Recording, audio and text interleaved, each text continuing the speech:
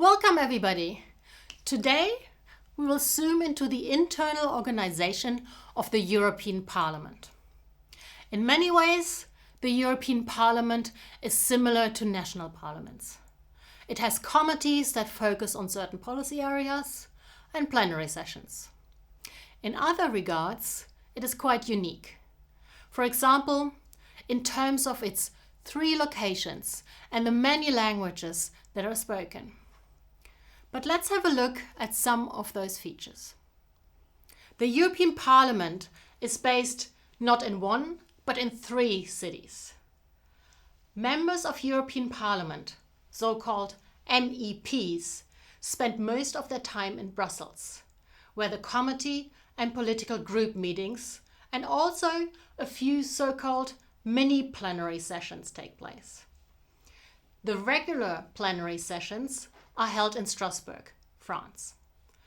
Roughly once a month, a massive traveling circus takes place, with all MEPs, their assistants, and European Parliament staff packing their documents in Brussels and migrating to Strasbourg for about 3.5 days of plenary discussions. In addition, a part of the European Parliament's administration is based in Luxembourg. The European Parliament is relatively large in terms of parliamentarians. Since February 2020, when the UK left the European Union, the European Parliament has been composed of 704 members, plus 1 president, so in total 705. These 705 seats are divided between member states based on the principle of digressive proportionality. This means that the number of MEPs is divided over the member states in proportion to their population, but not in a linear way. Smaller member states are allocated more seats than would be strictly proportional. For example, member states with the smallest populations, like Malta, Cyprus, and Luxembourg, get a minimum of 6 elected representatives, while member states with a larger population, like Germany, are entitled to a higher number of MEPs. In the case of Germany, 96. If you are an EU national, have a look at how many of your compatriots are represented by 1 MEP.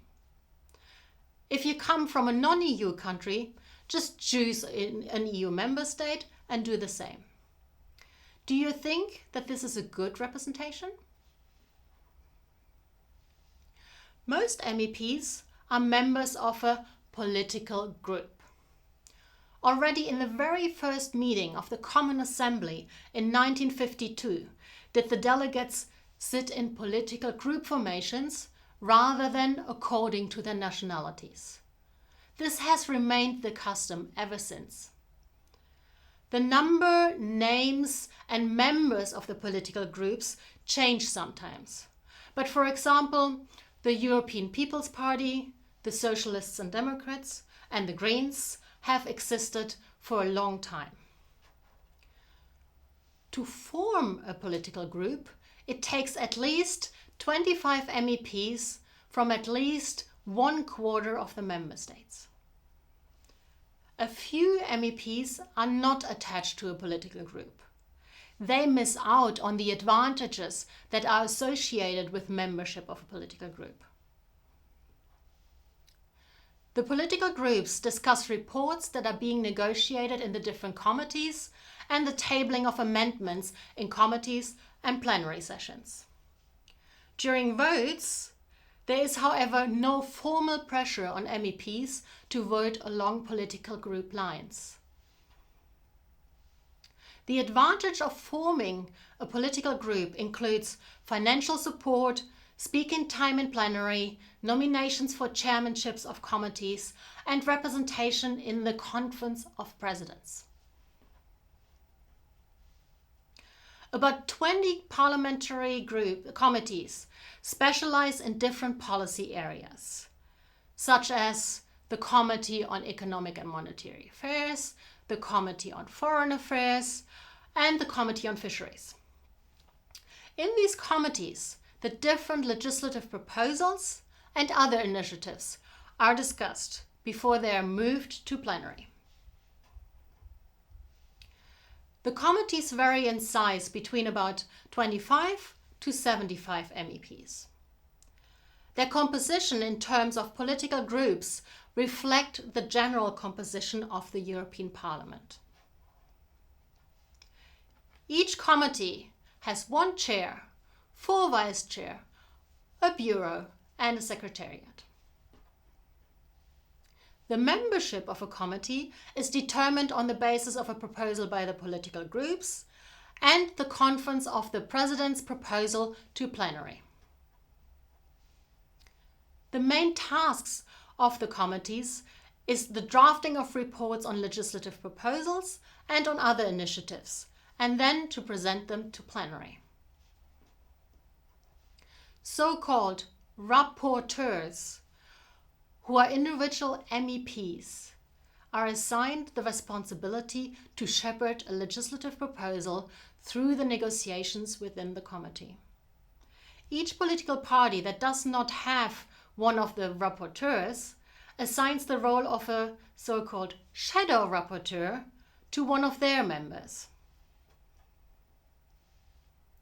In addition to the committees, there are a number of other groups of which MEPs can be a member. Interparliamentary delegations are the most common form of delegation. They maintain and promote relations with parliaments of countries from outside the European Union.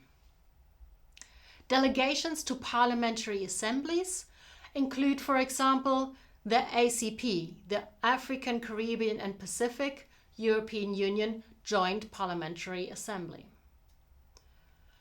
Joint parliamentary committees are established with parliaments in states with an association agreement.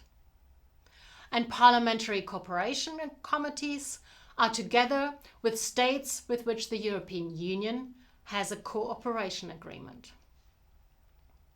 There are also national delegations within the political groups. For example, the German Social Democrats, SPD, have a national delegation in which they discuss their positions and which is part of the Socialists and Democrats political group.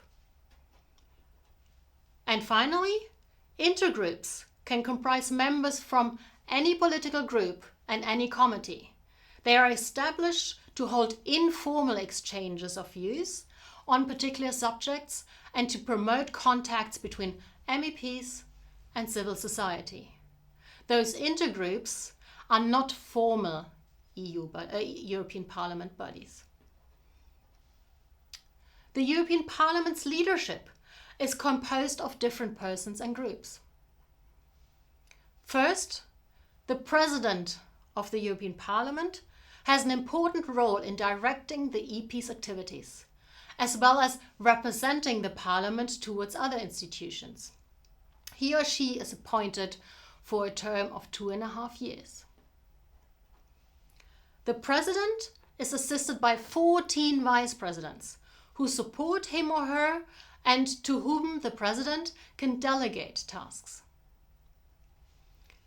Administrative and financial matters concerning the MEPs are handled by 5 quaestors. Together, the President, the Vice Presidents and the quaestors form the Bureau, which is responsible for the internal functioning of the European Parliament. For example, they organize the plenary sessions and decide on organizational matters. Lastly, the Conference of Presidents plays an important role. This group consists of the chairs of the political groups. Together, they decide on the composition and competences of the various committees. In addition, they are responsible for the relations of the European Parliament with other EU institutions and third countries. To ensure that the European Parliament's work runs smoothly, it is divided in a number of different groups with different functions. The committees certainly are a very important part of this organizational structure, since this is where the legislative proposals and other initiatives are discussed and prepared for the plenary sessions, where then ultimately the votes are held. Making sure that more than 700 politicians can find agreement is not easy and requires good structure to manage the complexity. Certainly in a parliament with so many different national political groups and EP-level political groups, as in the European Parliament.